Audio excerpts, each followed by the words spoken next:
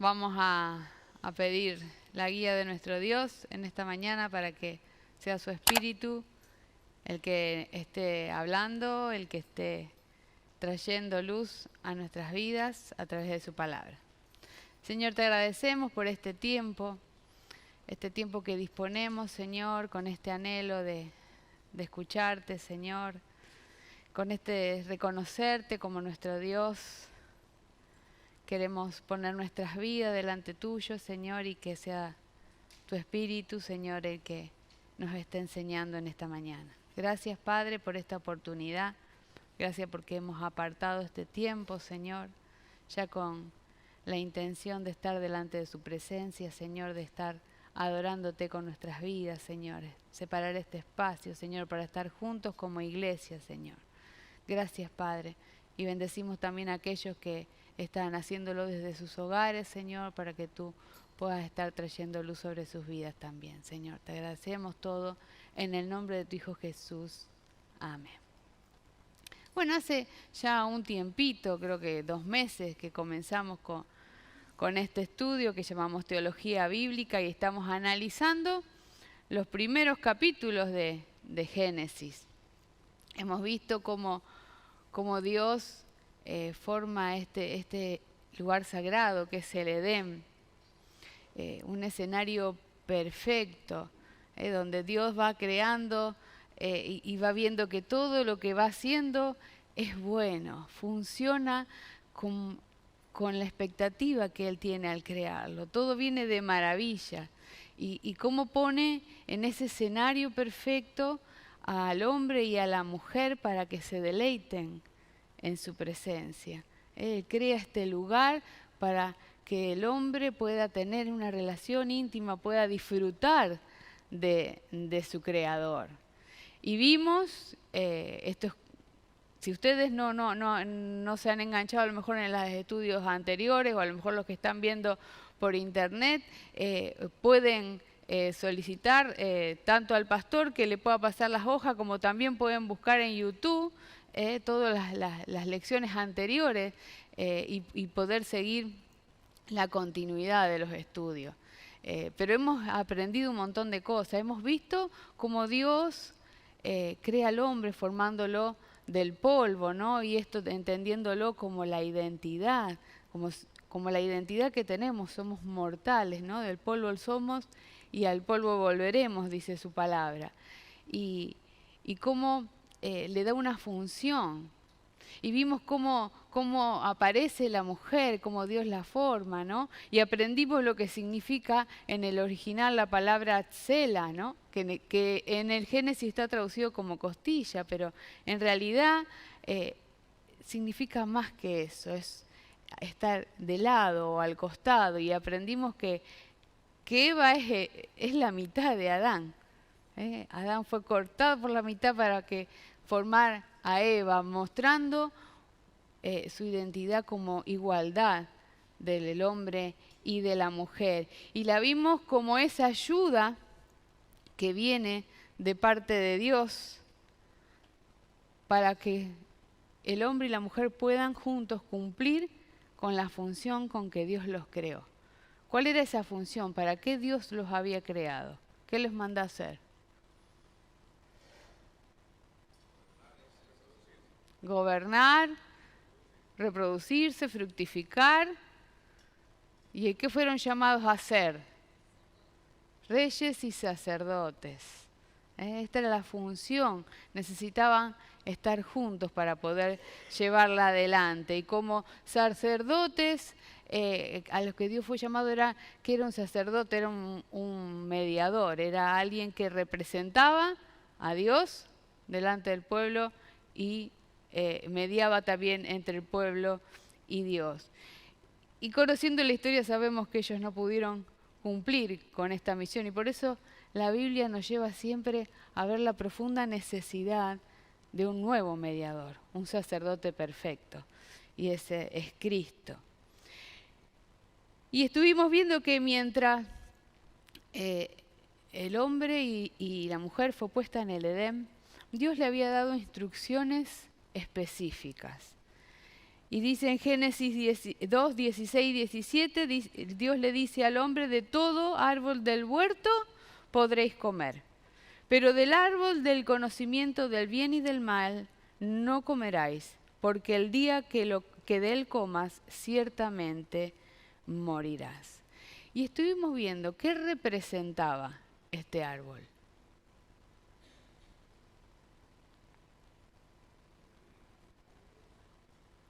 La sabiduría, la independencia de Dios. ¿Qué otra cosa? Definir el bien y el mal por sí mismo. Pero específicamente algo estuvimos viendo el domingo pasado. El falso árbol de la vida. ¿Qué representaba este árbol? Era una prueba para la humanidad. Este árbol representaba una decisión que el hombre y la mujer debían tomar acerca si aceptaban lo que Dios determinaba que era bueno o que era malo, o caían en la tentación de llegar a ese conocimiento por su propia cuenta. Y nosotros conocemos la historia. El hombre no pudo pasar esta prueba. Y esto es lo que vamos a ver en el capítulo de hoy, en el capítulo 3. Vamos a leer los 7 primeros versículos. Dice la palabra de Dios, dice: pero la serpiente era astuta, más que todos los animales del campo que Jehová Dios había hecho, la cual dijo a la mujer: ¿con que Dios os ha dicho, no comáis de todo árbol del huerto? Y la mujer respondió a la serpiente: del fruto de los árboles del huerto podemos comer, pero del fruto del árbol que está en medio del huerto, dijo Dios, no comeréis de él, ni le tocaréis, para que no muráis. Entonces la serpiente dijo a la mujer: no moriréis, sino que sabe Dios que el día que comáis de él, serán abiertos vuestros ojos y seréis como Dios, sabiendo el bien y el mal. Y vio la mujer que el árbol era bueno para comer y que era agradable a los ojos, y árbol codiciable para alcanzar la sabiduría, y tomó de su fruto y comió. Y dio también a su marido, el cual comió asimismo como ella. Entonces fueron abiertos los ojos de ambos, y conocieron que estaban desnudos. Y entonces cosieron hojas de higuera e hicieron con ellos delantales.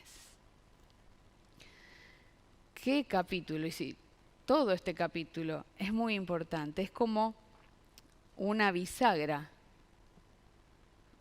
Si sacáramos este capítulo 3, habría muchas cosas que nunca entenderíamos, porque el autor viene mostrando un escenario perfecto. Un mundo creado por Dios, que todo funcionaba a la perfección. El hombre está en un estado de integridad, de inocencia, de pureza. Estaban desnudos y no tenían vergüenza. Eso habla del estado de seguridad en el cual se encontraban.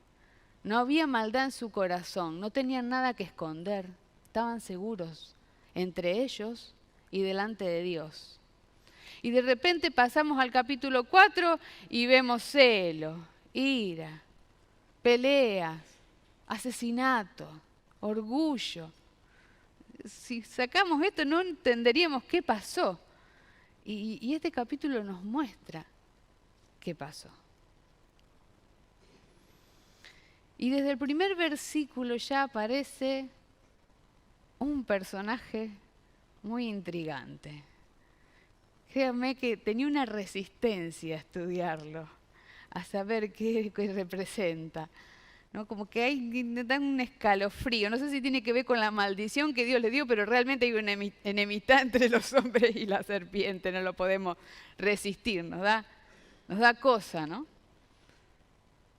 Pero ¿qué hay detrás de la serpiente? ¿Qué sabemos nosotros? ¿Qué hay detrás de la serpiente? Fuerte, díganle fuerte porque estoy media sorda. El tentador, ¿quién es? Satanás. ¿Por qué sabemos eso? ¿De dónde se nos ocurrió? Una hipótesis, la Biblia nos dice eso. Dice Apocalipsis 12:9, lo llama el gran dragón, la serpiente antigua. Dice, que se llama Diablo y Satanás, el cual engaña al mundo entero. Nosotros sabemos, por lo que nos dice su palabra, que esta serpiente, detrás de esta serpiente, está Satanás. Pero nosotros estamos estudiando en este estudio que hacemos de teología bíblica, de poder entender cuál es la intención del autor y qué es lo que entendieron los lectores originales. O sea, nosotros sabemos que toda la Biblia fue escrita para todos nosotros, pero no todo está escrito a nosotros. Moisés, quien se cree que es el que escribió el Génesis, está escribiendo a un pueblo de Israel que estaba, ¿dónde? En el desierto. Ese es el contexto. Él está escribiendo a este pueblo. Entonces, ¿qué entendía estos lectores israelitas acerca de lo que Moisés le estaba escribiendo? Ellos no tenían un desarrollo de lo que es Satanás como lo tenemos nosotros, los lectores del Nuevo Testamento. Ellos carecían de toda esta información que nosotros ya tenemos. Entonces, ¿qué era lo que interpretaron ellos cuando Moisés hablaba de la serpiente? Y la serpiente, tanto en el contexto del pueblo de Israel como de los pueblos contemporáneos a ello, tenían un gran protagonismo en cuanto a que tenían que ver con enemigos que atacaban tanto a los hombres como a los dioses. Tenían que ver con lo oculto, con lo misterioso, con el reino de la muerte. En muchas culturas, y en el pueblo de Israel también, porque eran contemporáneos.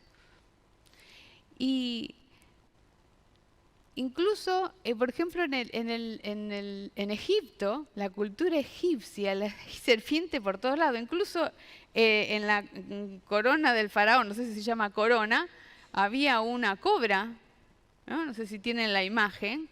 Bueno, para ellos había algunas serpientes que eran buenas, digamos, y otras que eran malas. Había entre su cultura, había una serpiente, no me acuerdo cómo se llama, que dice que el dios Ra, que era el dios del sol, tenía que luchar y ganarle todos los días a esa serpiente, porque de otra manera las tinieblas iban a reinar en la humanidad.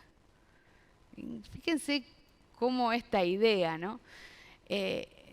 Incluso hay unos arqueólogos que en el siglo pasado encontraron un sello babilónico.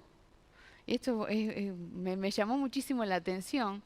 En Babilonia tenían un sello. Ustedes imagínense que todos estos relatos, al principio, cuando no había escritura, se transmitían oralmente y todos salieron desde ahí, desde el inicio.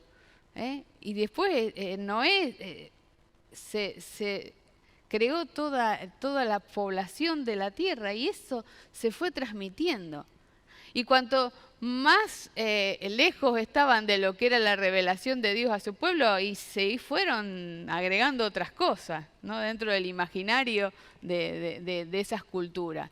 Pero hay un sello que encontraron el siglo pasado del reino de Babilonia, en donde se ve un árbol, una serpiente, dos seres alados muy raros, no se entiende si son personas, animales. Fíjense cómo van recreando el relato de la creación, una cultura que nada que ver con Dios.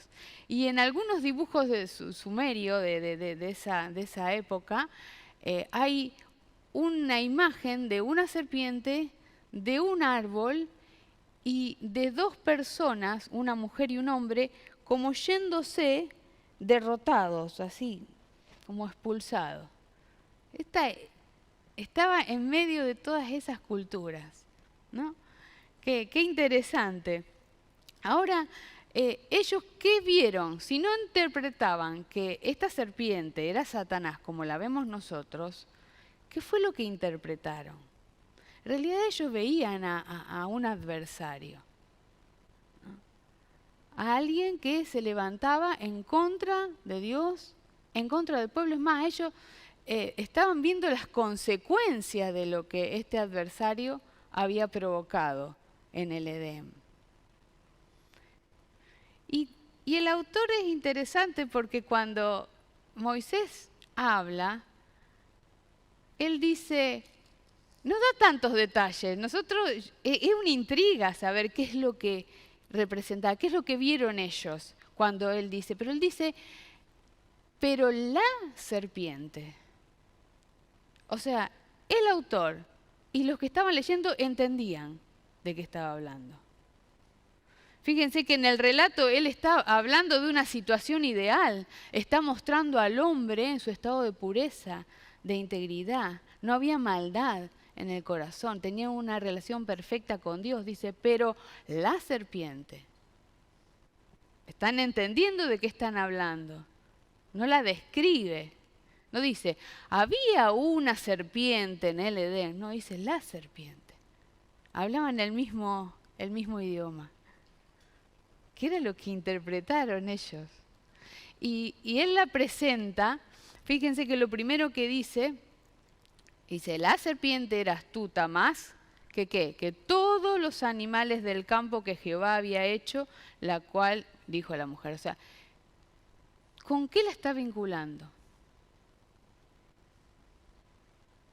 ¿A dónde nos lleva esto de que a todos los animales del campo que Jehová había hecho? Nos vuelve a la imagen del capítulo 1, de la creación de Dios, nos vincula con el capítulo 1.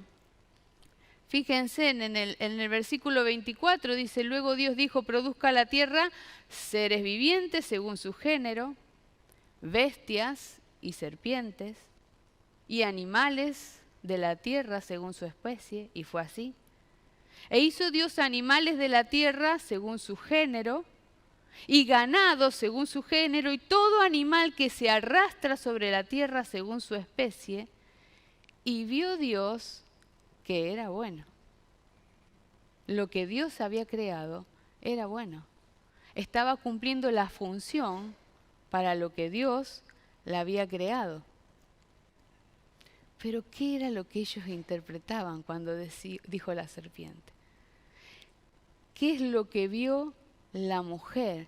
Me intriga saber qué es lo que vio. Porque no era un animal común, sobresalía de todos. ¿Por qué? Porque hablaba. Si yo escucho un animal que habla, yo creo que salgo corriendo. O le pego un palazo en la cabeza. ¿Me entienden? Me intriga qué es lo que vio ella. Porque la escucha. Si ella hubiera visto un animal poseído, creo que se va sola del Edén.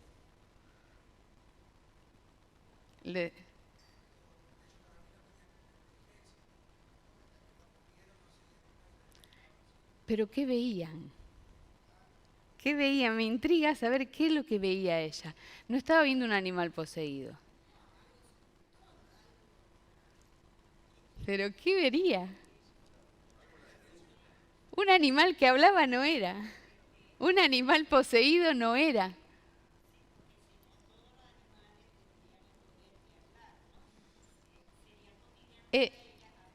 Era sobrenatural. ¿Hay algún profesor de matemática o profesora acá? Bueno, pero todos hemos sido alumnos. Para algunos la matemática fue una tortura. Para otros no, a mí me gustaba. ¿Se acuerdan la teoría de los conjuntos? Está el conjunto A, el conjunto B. Lo que estaba dentro del conjunto eran cosas que tenían relación entre sí. Pero había a veces que esos conjuntos tenían cosas en común, algunos de las cosas, y se superponían. ¿Se acuerdan cómo se llamaba eso que dibujamos en el medio? Intersección. Yo me imagino esto y a lo mejor esto también nos ayuda a entender. Dios creó la tierra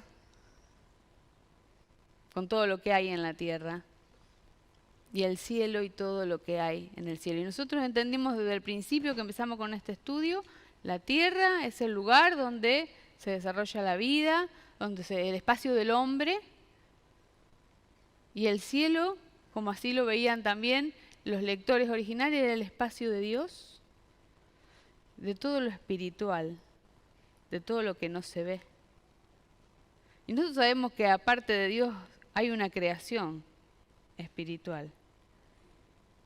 Pablo, cuando escribe a los Efesios, le dice, porque no tienen lucha contra carne y sangre.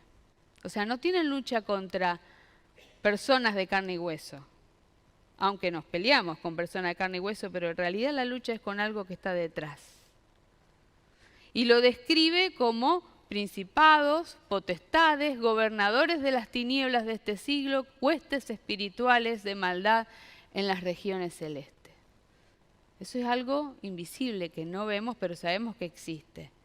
Y esto que habla Pablo acá era una parte de la creación del cielo de Dios, por así decirlo, de la dimensión del cielo que se reveló. Y eso lo vemos a partir de este capítulo. Pero había creación de Dios en esta esfera del cielo, en esta dimensión, que en el Edén convivían. En el Edén coexistían. A veces me enredo hasta yo misma, pero porque yo me pregunto qué es lo que vio Eva. ¿Por qué escuchó? ¿Por qué le creyó? Como decía el hermano, había sabiduría en esta criatura.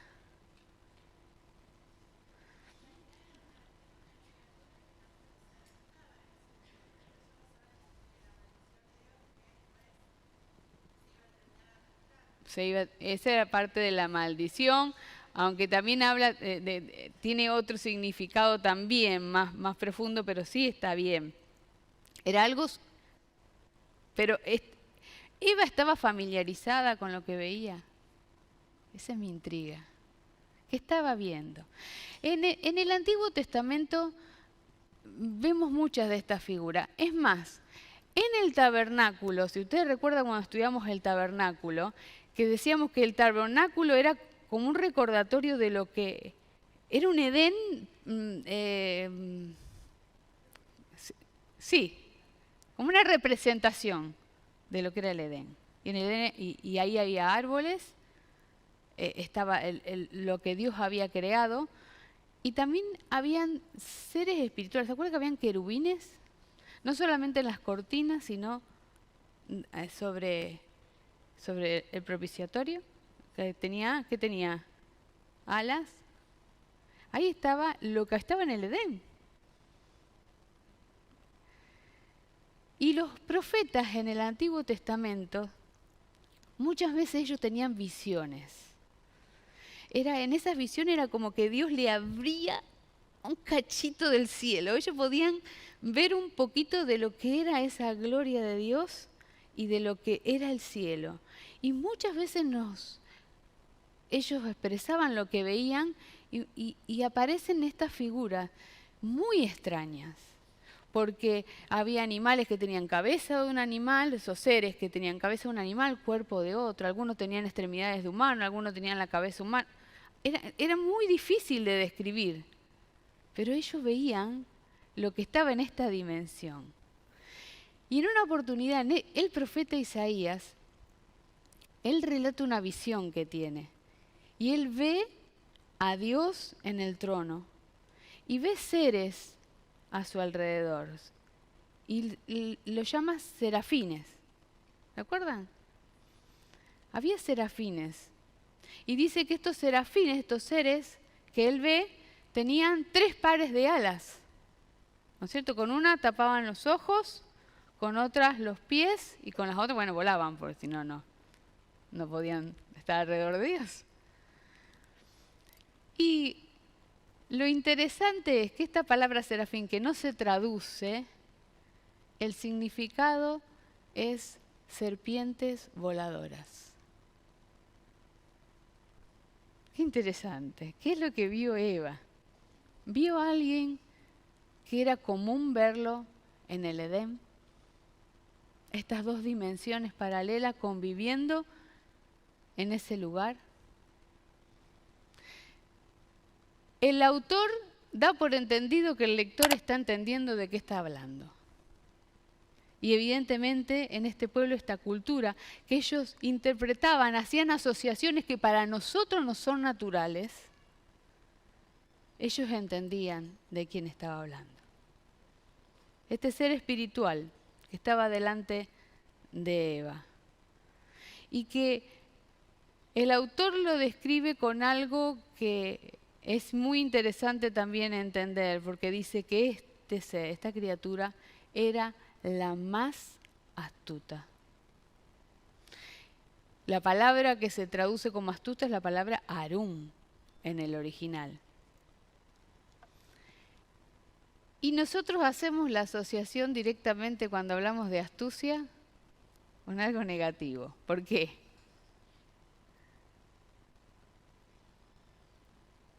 ¿Por qué la asociamos con algo negativo? Porque lo asociamos con lo que conocemos de la historia. Qué bueno es. Tenelo ahí, tenelo ahí.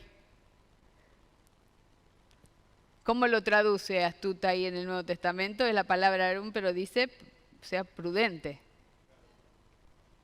Ahí ya tenemos una clave.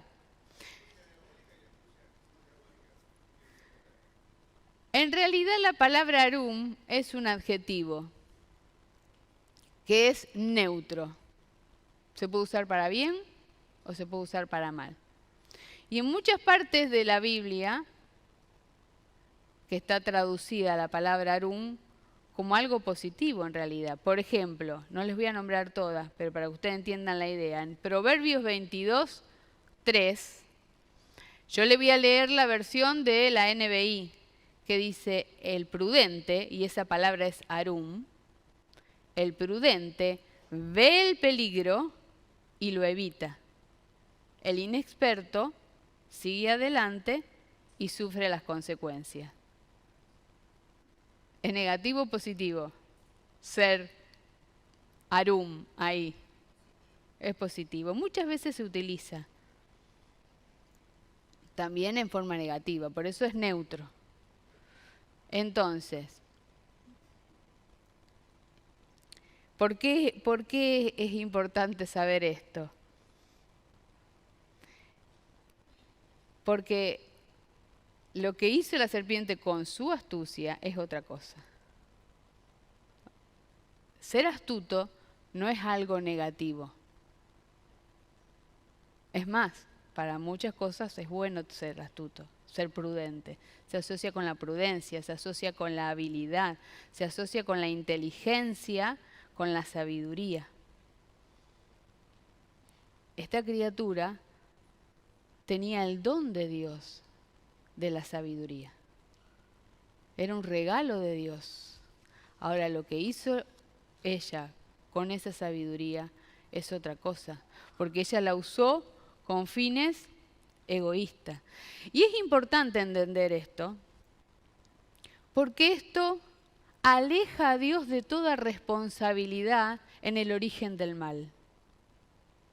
Dios no creó una criatura malvada, creó una criatura astuta, prudente, sabia. ¿Cómo usó su astucia? Ahora se entiende, pero se entiende por qué Eva la escuchó.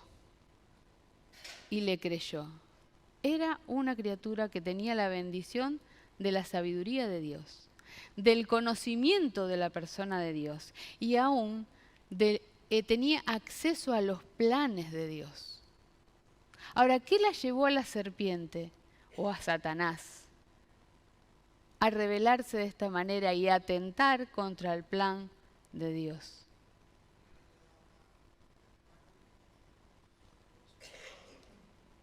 Lo hice a un costado. Veamos el Salmo 8. Mira, el Salmo 8 nos ayuda a entender lo que pasó. Salmo capítulo 8.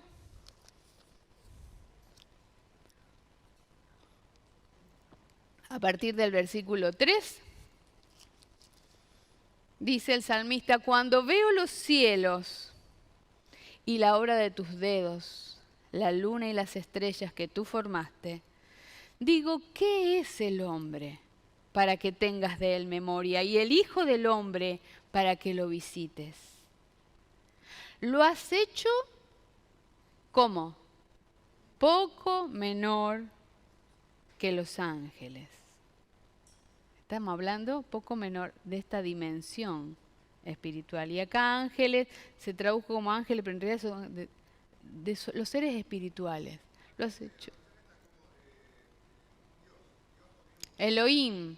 Elohim creo es la palabra original, pero también se usa para todo lo relacionado con estos seres espirituales.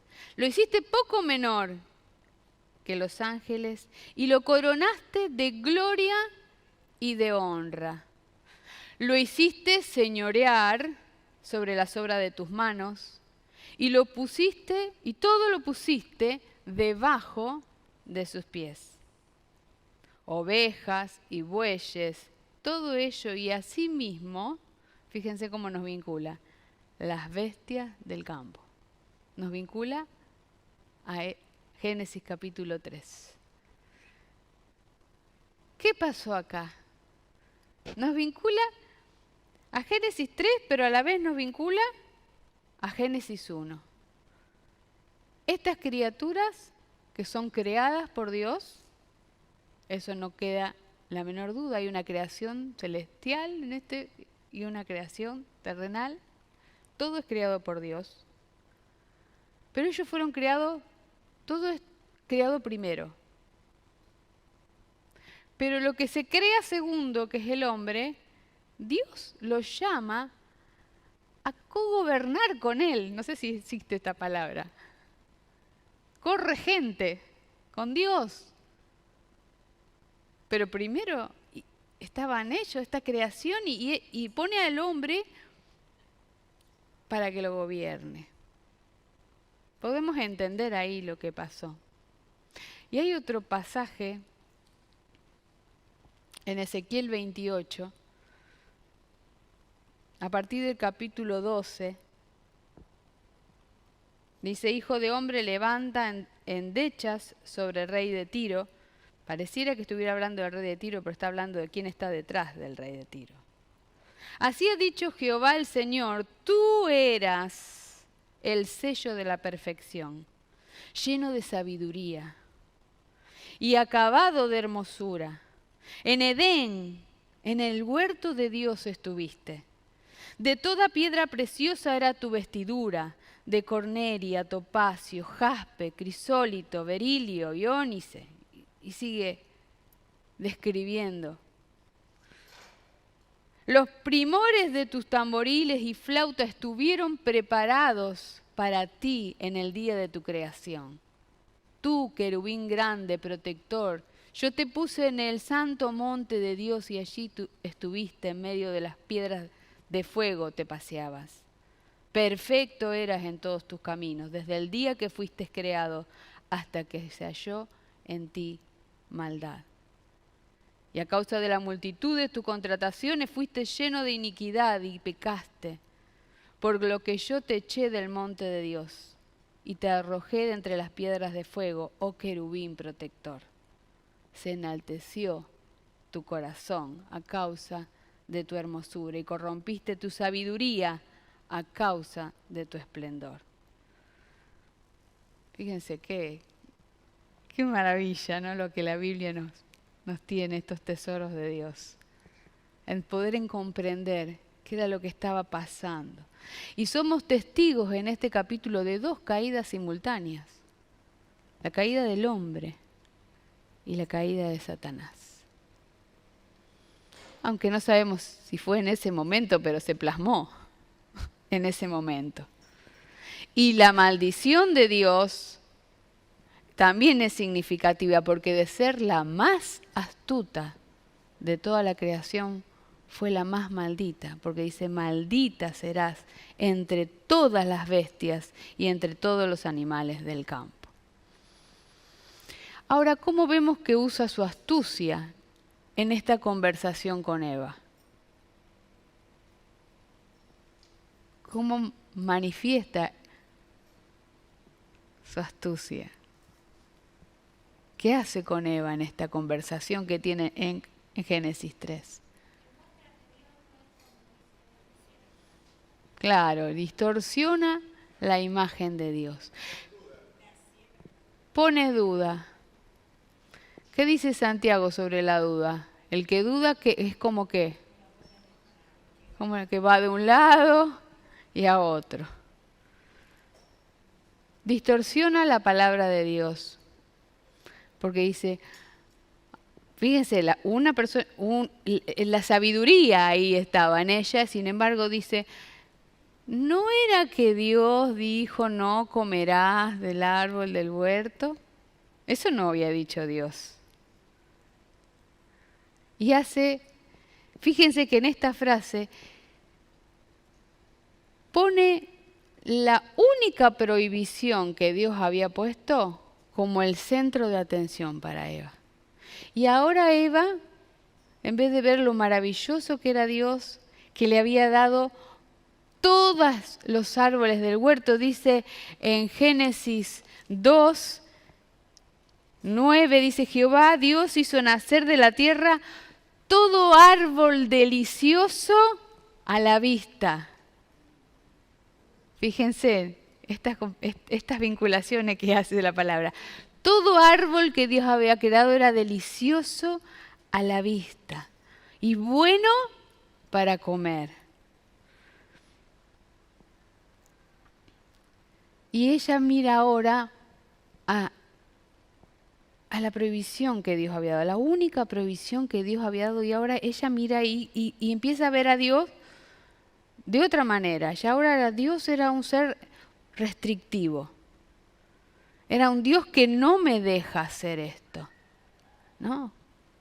Como a veces el diablo nos maneja y Dios no, y esto no, y esto no, y esto no, y esto... La gente de afuera dice, ustedes los evangélicos no, porque Dios no los deja hacer un montón de cosas. Y esa es la imagen que nosotros mostramos de Dios. Nosotros somos los que mostramos la imagen de Dios.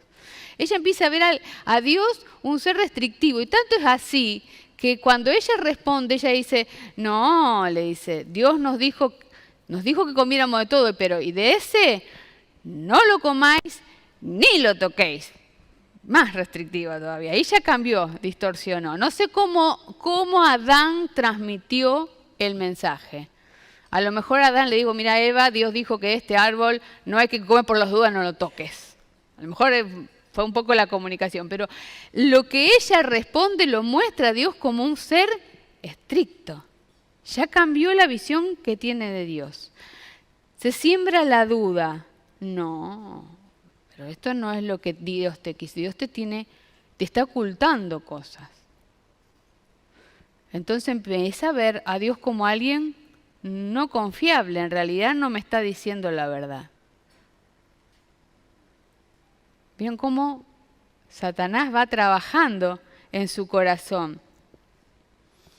Y hace que ella caiga en la tentación de querer alcanzar, porque Él le promete que la desobediencia a Dios le va a traer el beneficio de conocer el bien y el mal. Sus ojos se iban a abrir y iba a ser como Dios, que en realidad la imagen de Dios ya la tenía. Y ella ya tenía conocimiento del bien y del mal, porque ella sabía lo que estaba bien y lo que estaba mal. según la sabiduría de Dios. Y Dios no niega la sabiduría a nadie. Porque Santiago dice que el que tiene, dice, si alguno de vosotros tiene falta de sabiduría, pídasela a Dios y Dios se la dará abundantemente. ¿Qué era lo que Eva vio que la hizo caer? Ella quiere llegar a independizarse de Dios, como vimos. Es mucho más profundo, pero en esencia ella quería resolver qué era bueno para ella. Ese árbol estuvo siempre en el Edén. Y muchas veces confundimos lo que es la prueba y lo que es la tentación. Porque pensamos, Dios puso el árbol en el Edén, pero Dios puso el árbol para probar al hombre. Dios no lo tienta, porque Dios no tienta a nadie, dice Santiago 1:3. Pero nos confunde el hecho de que esté ahí. Y Dios nunca va a impulsar al hombre a pecar deliberadamente porque está en contra de su naturaleza. Y en contra de su deseo si Él quiere que nosotros reflejemos su imagen. Pero no vamos a ser tentados fuera de la voluntad de Dios. Y eso es lo que nos cuesta tanto entender. Eso lo vemos en el ejemplo de Job. No hay nada que nos suceda que esté fuera de la voluntad de Dios. Y Jesús le dice a Pedro en una oportunidad, Satanás me pidió tu vida para zarandearte. Pero confía que yo estoy rogando para que tu fe no falte. Es que muchas veces las mismas circunstancias que forman parte de una prueba giran y se transforman en una tentación. En Proverbios 19:3 dice, la insensatez del hombre tuerce el camino y luego contra Dios se irrita su corazón. La NBI dice en este mismo pasaje, la necedad del hombre hace perder el rumbo y para colmo se irrita contra Dios. ¿Qué hace que una prueba se torne en tentación? Es que nosotros queremos desobedecer a Dios. La decisión que tomamos la torna en tentación. Ese árbol siempre estuvo en el jardín, pero Eva lo ve.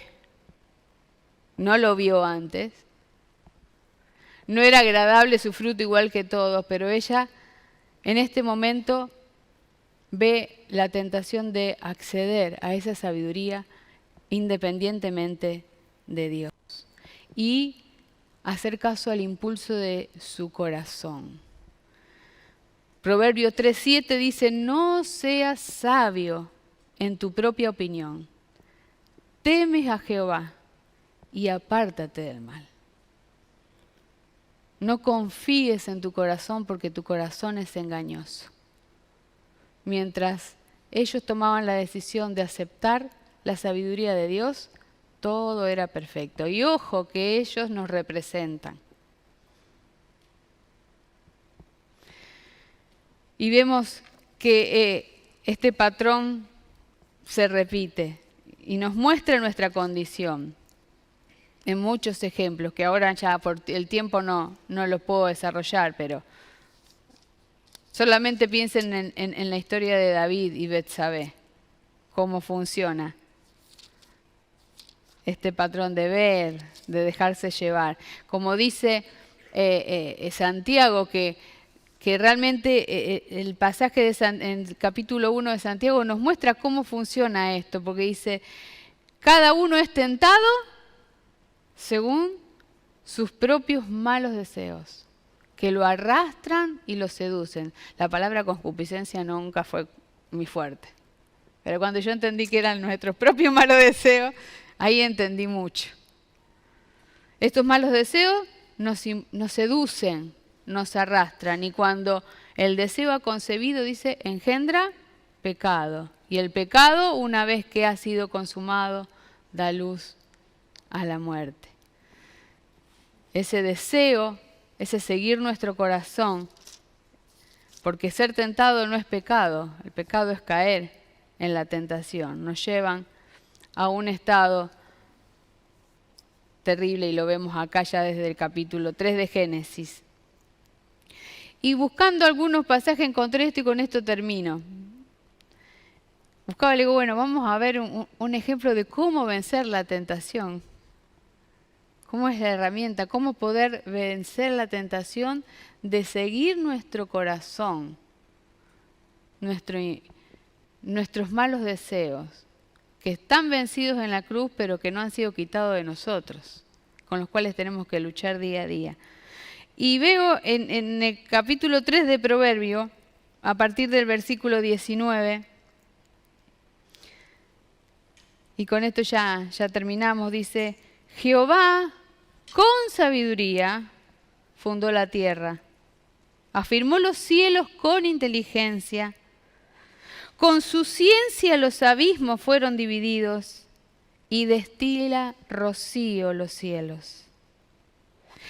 Hijo mío, no se aparten estas cosas de tus ojos. ¿Cómo me vinculó con este pasaje de Génesis 3? Mientras nuestros ojos estén mirando la sabiduría de este Dios creador.